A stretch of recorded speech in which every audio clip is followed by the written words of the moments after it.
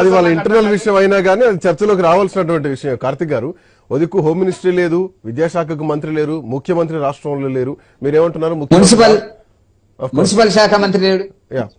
So ఇవన్నీ పాయింట్సే. ఇప్పుడు మళ్ళీ అవన్నీ రిపీట్ చేయాలని ఆల్రెడీ ప్రజలు వింటున్నారు. సో ఇవన్నీ స్పీచ్ లాగా కాదు, ఇది ప్రశ్నలాగా చూసుకోవాలి. శేషు సార్ గారి పాయింట్స్ ని బేస్ చేసుకుంటూ. సార్, ఇప్పుడు ఇన్ని శాఖలకు మంత్రులు లేరంటే ఆ శాఖలు మేమేమి ఇడిచిపెట్టలే. ఆ శాఖలో కొంత ప్రక్షాళన చేయాల్సిన అవసరం ఉంది. గతంలో ఆ శాఖల్లో హోంమంత్రిత్వ శాఖ ఉంటే ఇందాక ఎఫ్ఐఆర్ అనేది మిస్యూజ్ అవ్వదు కదా, మిస్లీడ్ అవ్వదు కదా. ఒక నిమిషం శ్రీకాంత్ గారు, వెంకరెడ్డి గారు, ప్రక్షాళన అంటే ఇప్పుడు వాళ్ళు ప్రాక్టికల్ గా హోంమంత్రి ఎట్లా పనిచేస్తాడో ఏం జరుగుతుందో రాష్ట్రంలో చూపిస్తున్నారు అన్నట్టు, అది ప్రక్షాళన జరుగుతుంది. కాదు సార్, కాదు. సారీ సార్, మీరు అన్న మాటతో నేను ఏకీభవించట్లేదు సార్. మీరు ఆ మాట తప్పు సార్. అయితే సార్, ఇప్పుడు అన్నగారు బాలనార్ కేసు అనేది మాట్లాడినారు సార్, హీరో నాయకుడు. అయితే ఇప్పుడు ఈ సబ్జెక్ట్ ఇక్కడ మాట్లాడతారు, ఈ పాయింట్ ఇక్కడ మాట్లాడతామని అన్నగారికి తెలుసు కదా. ఉట్టిగా చెప్పడం ఎందుకు? ఇది కాగితం అందించి చూపించచ్చు కదా. ఉట్టిగా ఎందుకు సార్ ఆరోపణలు చేస్తారు? మీరు చూపించండి, మరి ఆయన ఆరోపణ చేశారు. ఈ పాయింట్ మాట్లాడతాను. ఈ పాయింట్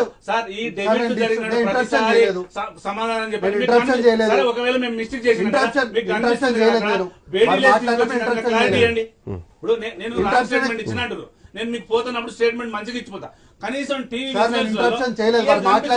ఆయన సబ్మిషన్ తీసుకున్నారు, ఆయన క్లారిటీ ఇస్తాను. Please continue. నేను ఏమంటున్నా, ఈ పాయింట్ బాలనర్ కేసు అనేది ఒక పాయింట్ ఉంది అని నాకు చెప్పిండే, నేను ఆ కాగితాలన్నీ పట్టుకొని వస్తుండే. వారి పాయింట్ మాట్లాడతానని వారి మైండ్ లో ఉన్నప్పుడు వారు ఉట్టిగా ఆరోపణ చేయడం ఒక కాగితం చూపిస్తే అయిపోయాయి కదా. కాబట్టి నిరాధారమైనటువంటి ఆరోపణలు మనకేవో ఎవరో గాలి మాటలు చెప్పంగానే ఆ మాటల్ని తీసుకొచ్చి అన్నలాంటి గౌరవమైనటువంటి వ్యక్తులు కూడా మీడియా వేదికగా మాట్లాడొద్దని అన్నగారికి, చిన్నవాడిని అన్నగారికి సూచన చేస్తున్నా. అయితే సార్, అన్నగారు ఇంతకుముందు సుప్రీంకోర్టు గైడ్ లైన్స్ గురించి మాట్లాడినారు. సుప్రీంకోర్టు గైడ్ లైన్స్ అధికారులపైన దాడులు చేయమని చెప్పిందా సార్? ఏ గైడ్ లైన్స్ చెప్పింది సార్? ఏ రాజ్యాంగంలో చెప్పింది అధికారులపైన దాడులు చేయమని? సార్, సార్ గతంలో రైతులకు బేడీలు వేసిన విషయంలో నేను ఇంతకుముందు చెప్పిన, అక్కడ వాళ్ళు ఉద్యమం చేసారు. అందుకనే ఆయన ఏమన్నారంటే అధికారుల మీద దాడులు జరిగినాయి, ఓకే సరే దాడులు జరిగినాయి, వినండి, ఓకే అంటే అయిపోయింది, దానికి శిక్ష అనుభవిస్తున్నారు. ది పాయింట్ ఇది. ఇక్కడ ఏమైంది, సొంత నియోజకవర్గం, రైతులపైన ప్రేమేది అన్నది ఆయన ప్రశ్న. అధికారులకు సూచన ఎందుకు ఇవ్వలేకపోయారు? అధికారులకు సూచన ఎందుకు ఇవ్వలేకపోయారు? బేడీలు ఎందుకు వేశారు? వాళ్ళని ఎందుకు హింసించారు అన్నదే పాయింట్. ఎవరిని హింసించలేదు సార్. రైతుల పైన మాకు ప్రేమ ఉంది కాబట్టి అధికారుల పైన దాడి జరిగిన వెంటనే అసలు ఏం జరిగింది అని ఇమ్మీడియట్ గా రివ్యూ చేసినాము. రివ్యూ చేసినప్పుడు రివ్యూలో అధికారులు తెలుసుకున్నటువంటి విషయాలు, ప్రజలు ప్రప్రథమంగా చెప్పినటువంటి విషయం ఏంటంటే, ఇక్కడ ఫార్మాసిటీ వస్తే ఇక్కడ కాలుష్యం వస్తుంది కాబట్టి ఫార్మాసిటీకి మేము వ్యతిరేకము, ల్యాండ్ ఎక్విజిషన్ కి కాదు అని చెప్పినప్పుడు ప్రభుత్వం తన నిర్ణయాన్ని మార్చుకుంది, పట్టుదలకు పోలే. ప్రభుత్వం నిర్ణయాన్ని మార్చుకుంది ఎప్పుడు? ప్రభుత్వం నిర్ణయం ఎప్పుడు మార్చుకుంది? అంటే వెనక్కి వెళ్ళడము, 30 సార్లు. ఒకటి వినండి, ముఖ్యమంత్రి లగచర్ల భూములకు సంబంధించి 30 సార్లు వాళ్ళతో మాట్లాడి, వాళ్ళకి సంబంధించినటువంటి వ్యక్తులతో మాట్లాడితే కూడా వినని పక్షంలో, అధికారులు భూ సేకరణ కోసం వెళ్తే కూడా వినని పక్షంలో, అభిప్రాయ సేకరణ అంటే ఏంటి సార్? అభిప్రాయ సేకరణ దేనికోసం పోతారు? భూసేకరణ కోసం. భూసేకరణే కదా, ఇండ్లు ఆక్యుపై చేయడానికి కాదు కదా, ఇండ్లు ఆక్యుపై కోసం కాదు కదా. చేసుకోవడానికి గ్రామ సభలు పెట్టిన తర్వాత గ్రామంలో తీర్మానం చేసిన తర్వాతనే ముందుకెళ్ళాలి. ఒక ఆఫీసర్ ముందుకెళ్తున్నప్పుడు ఇంటెలిజెన్స్ అక్కడ ఏర్పాట్లు చేసి మీ అభిప్రాయం చెప్పండి, మీ అభిప్రాయం చెప్పడానికే రమ్మని చెప్పారు. అట్లాంటి పరిస్థితులలో ఇట్లాంటి సంఘటనలు జరిగినాయి సార్. ఇంతకు ముందు అన్నారు మాట్లాడుకుంటూ బెడ్రూమ్ లో సూట్ కేసులు పెట్టుకుంటే ఎవరి ఇంట్లో కన్నా పోతామని రేవంత్ రెడ్డి గారి ఇంట్లోకి ఏ కేసులు వెళ్ళారు సార్? ఎందుకు ఆ రోజు సూట్ కేసు చెప్తా సార్ నేను. ఆ రోజు ఎందుకు రేవంత్ రెడ్డి గారి ఇంట్లోకి మీరు వెళ్ళిరో మీరు ఈ రోజు స్పష్టంగా చెప్పండి. ఏ కేసులు ఏ కేసులు వెళ్ళిండ్రు ఆ రోజు? ఈ నోటు కేసులు ఆ రోజు మీరు ఇంట్లోకి పోయినరా? మరి అంతే కదా. ఇచ్చింది సార్, ఏ కోర్టు ఇచ్చింది సార్ మీకు ఆర్డర్? ఇంట్లోకి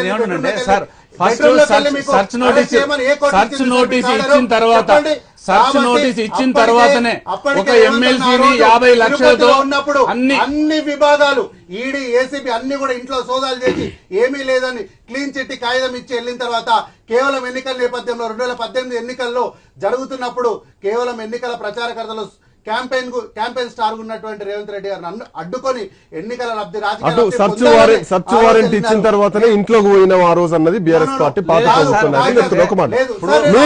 మీరు సరే ఆ రోజు ఓటుకు నోటు కేసు రెడ్ హ్యాండెడ్ గా ఉన్నది, దాన్ని పెద్ద ఇప్పుడు చిత్రీకరించేది ఏం కాదు. వినండి కానీ కాంగ్రెస్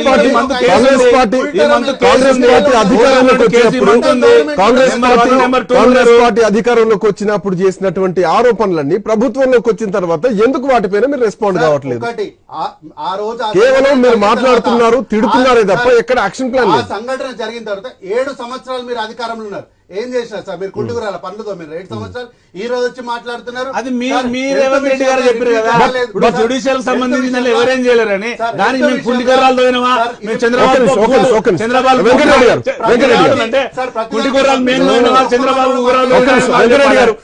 గారు సార్ అన్నగారు చాలా సేపు టైం ఇచ్చారు. మీరు సబ్మిషన్ అని చెప్పి ప్రతిసారి మాట్లాడతారు. ఇట్లా సబ్మిషన్ అంటే నేను సబ్మిషన్ కి అవుతుండే ప్రతిదానికి.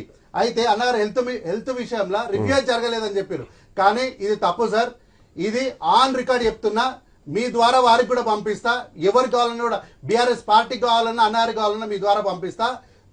ఆ శాఖ మంత్రివర్యులైనటువంటి దామోదర్ రాజనరసింహ గారు ఆన్ స్పాట్ రివ్యూ చేశారు.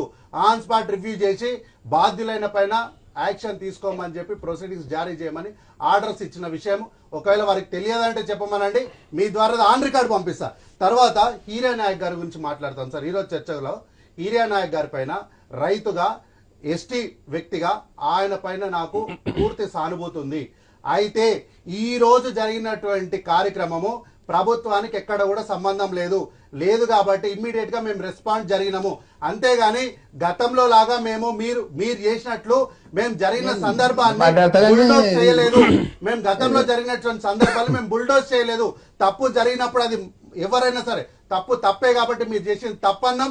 అక్కడ అధికారుల పైన పూర్తి స్థాయి నివేదిక ఇవ్వమని చెప్పినాం, అవసరమైతే చర్యలు తీసుకోమని చెప్పి ఆర్డర్స్ ఇచ్చినాం. గతంలో బీఆర్ఎస్ తప్పులు అని చెప్పినాయని అవాస్తవాలేనా?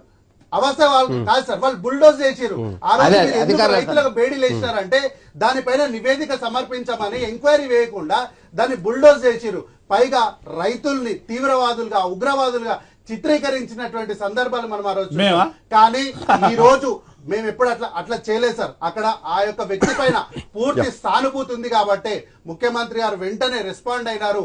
రెస్పాండ్ అయి ఆ యొక్క సంఘటన పైన రివ్యూ చేసి నివేదిక సమర్పించమని చెప్పినారు. ఇంకోటి సార్, ఇక్కడ జరిగిన సందర్భం ఏంటంటే హీరియా నాయక్ గారు జైలు ఎందుకున్నారు సార్? సార్ ఇంతకుముందు ఎప్పుడు రైతు ఉద్యమాలు జరగలేదు రాష్ట్రంలో? ఈ తెలంగాణ రాష్ట్రం కన్నా ముందు కూడా రాష్ట్రంలో ఎన్నో ఉద్యమాలు జరిగినాయి కదా, రైతు ఉద్యమాలు జరిగినాయి కదా. ఇంతకుముందు అన్నారు మాట్లాడుకుంటూ ఢిల్లీలో రైతుల చెప్పినారు ఈ మాట, ఢిల్లీలో రైతుల పాదాలు మన రక్త పాదాలు, అక్కడ కూడా రైతుల వ్యవహారంలో ప్రభుత్వాలు తప్పటడుగులు వేస్తే చాలా తీవ్రమైనటువంటి పరిణామాలను మనం చరిత్ర చూపించింది. అంతగా కొట్టి చంపేస్తుంటారు రైతులు వ్యక్తం చేసి దాడులు చేయలేదు. ఒకటే మాట, రైతులు ఒక ఐఏఎస్ కలెక్టర్ పైన అధికారి పైన దాడి చేసి సార్, ఈ దాడిని మీరు సమర్థిస్తారా? ఇది ఏ రాజ్యాంగంలో సమర్థిస్తారో ఇది ఏ రాజ్యాంగంలో అధికారుల పైన దాడి మీరు సమర్థిస్తారో నాకు చెప్పండి. తర్వాత కలెక్టర్ దాడి జరగలేదు అని చెప్పింది మీకు గుర్తుందా సార్? ఐఏఎస్ గారు పెద్దరికం, ఆయన దాడి జరగలేదంటూ ఇంకొక మాట కూడా వాళ్ళు కూడా మన రైతులే కాబట్టి దాన్ని వాడొద్దు అని చెప్పారు. దాడి జరగలేదంటే సబ్మిషన్ ఇచ్చిన మాటలు కూడా మనం గుర్తుంచుకోవాలి. వాళ్ళు కూడా మన రైతులే. అక్కడ కలెక్టర్ కాంప్రమైజ్ అయినా మీరు కాంప్రమైజ్ గా ఉంటారు. కాంప్రమైజ్ ఏం లేదు సార్. ఆయన పెద్దరికాన్ని నిలబెట్టుకున్నాడు. ఏ రైతు ఉద్యమం జరిగినా ఏ రాజకీయ పార్టీ దాని నీలి నీడలు లేవు సార్, కానీ ఇక్కడ మాత్రం బీఆర్ఎస్ పార్టీ యొక్క నీలి నీడలు ఉన్నాయి. ఇది నేనేం చెప్తలేను సార్, పోలీసులు విచారణ సంస్థలు నివేదిక ఇచ్చినాయి, మీకో నాకో ఇవ్వలేదు. నీలి నీడలంటే బీఆర్ఎస్ పార్టీకి చెందినటువంటి అధికారులు ఇంకా ఉన్నారు, ప్రభుత్వానికి సహకరిస్తలేరు. ఈ బీఆర్ఎస్ పార్టీకి సంబంధించిన మాజీ ఎమ్మెల్యే గారు ఉన్నారు, దానికి సంబంధించిన కార్యకర్తలు ఇందులో